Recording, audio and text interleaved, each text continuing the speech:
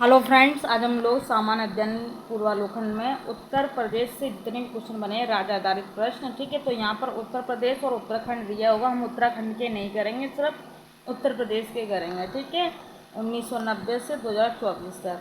तो यहाँ पर आप लोग देख सकते हैं, ये आपके प्री और मेंस दोनों में ही काम आएगी क्लास। ठीक है, तो देखिए सबसे पहले उत्तर प्रदेश एक परिचय में आपको यहाँ पर सभी चीज़ दिख रही हैं। तो हम लोग चले पहले स्टार्ट ही कर लेते हैं। हम यहाँ से स्टार्ट करेंगे। जस्ट वेट थोड़ा सा फ्रेंड्स, देखिए ऐतिहासिक परिदृश्य।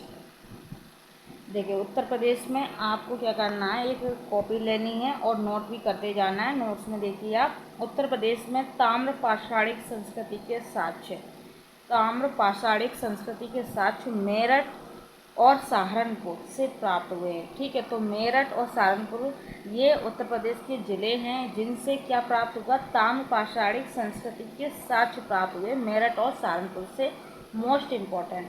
ठीक है, आगे देखिए उत्तर प्रदेश में ताम्रकांस्य संस्कृति, हड़प्पा संस्कृति के साक्ष्य। ठीक है, अगर पूछ लिया ताम्रकांस्य संस्कृति के साक्ष्य कहाँ से मिले, तो आप क्या कहेंगे, आलमगीरपुर, मेरठ, हिंडन नदी के पास। ठीक है, और एक और देखिए आप, बड़ा गांव एवं हुलास दोनों सहारनपुर से प्राप्त हुए। ठीक है, तो जो बड़ा गांव है और जो हुलास है ये दोनों सहारनपुर में। ठीक है, तो अगर ये शब्द नहीं दिया है, मान लेते हैं अगर ये दिया है, पूछ लिया उत्तर प्रदेश में हड़प्पा संस्कृति के साक्ष्य कहाँ से मिले, तो आप इस प्रकार से भी कर सकते हो। ठीक है, आगे देखो, हुलास खेड़ा से कुषाण काल से गुप्त काल तक के भौतिक अवशेष प्राप्त हुए।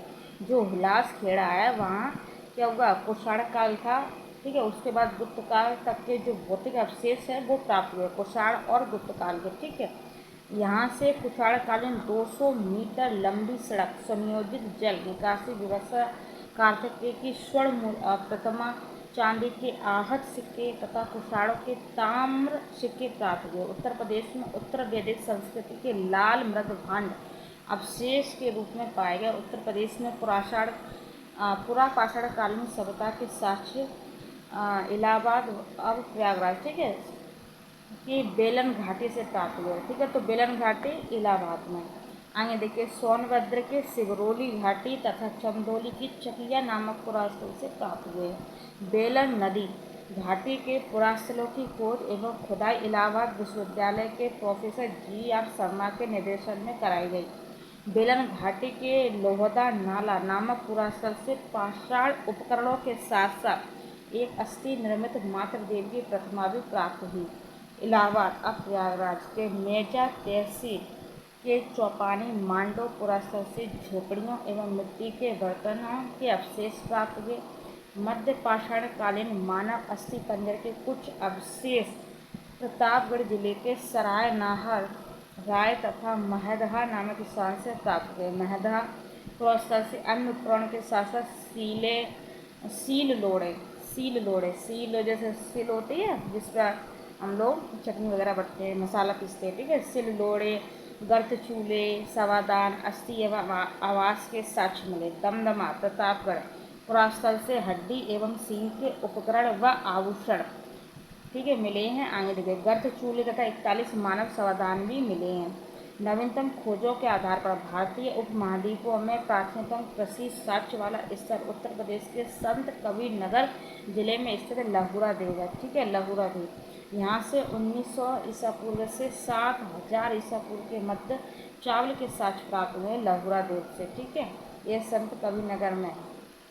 हाँ, ये देखिए, उल्लेखनीय है कि इस नवीनतम खोज के पूर्व भारतीय उपमहाद्वीप का प्राचीनतम कृषि साक्ष्य पहले कौन था, पहले जो था वो मेहरगढ़ था, और उसके बाद ये लास्ट में मिला, लेकिन ये इससे भी ज़्यादा पुराना है। कौन सा पुराना है, ये वाला सबसे ज़्यादा पुराना है। ठीक है, देखिए, पाकिस्तान के बलूचिस्तान में स्थित है ये मेहरगढ़ वाला। यहाँ से 700 ईसा पूर्व के गेहूँ के साक्ष्य मिले और ये 9000 ईसा पूर्व बता रहा है। ठीक है, तो जबकि प्राचीनतम चावल के साक्ष्य वाला स्थल कोल्हिडवा, प्रयागराज जिले, बेलन नदी। एक और देखिए फैक्ट, जबकि प्राचीनतम चावल के साक्ष्य वाला स्थल कोल्हिडवा, प्रयागराज जिले में बेलन नदी के तट पर स्थित है। यहाँ से यहाँ से 6500 ईसा पूर्व के चावल की भूसी के साक्ष्य में माना जाता है कि मिर्जापुर, सोनभद्र, बुंदेलखंड एवं प्रतापगढ़ के सराय नाहर राय से उत्खनन में नवपाषाण काल के औजार एवं हथियार मिले। आलमगीरपुर से हड़प्पाकालीन वस्तुएं प्राप्त हुई हैं। यह स्थल हड़प्पा सभ्यता के पूर्वी विस्तार को प्रकट करता है। यहाँ से कपास उपजाने के साक्ष्य भी प्राप्त हुए हैं। सोहगोरा गोरखपुर जिले में स्थित उत्तरी काली पोलिस द्वार मध्यभान संस्कृति के अवशेष प्राप्त हुए। यहाँ से मौर्योत्तर कालीन एवं कुषाण कालीन सिक्के भी मिले हैं। हसनापुर मेरठ जिले में स्थित है। ऊपरी गंगा घाटी की संस्कृति के अनुक्रम की जानकारी मिलती है। यहाँ से मध्यभान संस्कृतियों से लेकर मौर्योत्तर युग तक के साक्ष्य मिले हैं। हसनापुर से उत्खनन में मौर्योत्तर कालीन प्रस्तर प्रतिमाएं, मथुरा के दंतवंशी शासकों के सिक्के, कुषाणों के सिक्के, योद्धे की मुद्राएं प्राप्त हुई। इसकी स्थापना हस्तिन नामक शासक ने की। महाभारत काल में यह कौरवों की राजधानी थी। ठीक है। 16 महाजनपदों में से 8 महाजनपद मध्य देश आधुनिक उत्तर प्रदेश में स्थित है। ठीक है। जिनके नाम इस प्रकार से देखिए: कुरु, पांचाल, काशी, कौशल, सुरसेन, चैदी, वत्स और मल्ल। ठीक है। कौशल महाजनपद अवध क्षेत्र में स्थापित है, जिसमें उत्तरी कौशल की राजधानी साकेत, अयोध्या, ठीक है, और दक्षिण कौशल की राजधानी श्रावस्ती जिले में सहित महित थी। ठीक है। तो शतपथ ब्राह्मण में कौशल अवध का उल्लेख हुआ है। कुरु महाजनपद मेरठ से दिल्ली तक था विस्तृत था। ठीक है। इसकी जो राजधानी थी इंद्रप्रस्थ थी। ठीक है। तो आगे देखिए, पांचाल महाजनपद बरेली, बदायूं और फर्रुखाबाद क्षेत्र में स्थित था। पांचाल महाजनपद के उत्तरी भाग की राजधानी अहिच्छत्र एवं दक्षिण भाग की राजधानी कांपिल्य थी। महाजनपद युग में संकीसा फर्रुखाबाद के समीप स्थित था। पांचाल महाजनपद प्रमुख नगर था। वर्तमान मथुरा के सीमावर्ती क्षेत्र में स्थित सुरसेन महाजनपद की राजधानी मथुरा थी। वत्स महाजनपद प्रयागराज के समीपवर्ती क्षेत्र में स्थित की राजधानी कोशम, वर्तमान कौशाम्बी क्षेत्र। ठीक है। दूसरी तीसरी शताब्दी में कौशाम्बी मगों की राजधानी थी। इस काल में कौशाम्बी ने राजनीतिक एवं आर्थिक रूप से महत्वपूर्ण स्थान प्राप्त किया।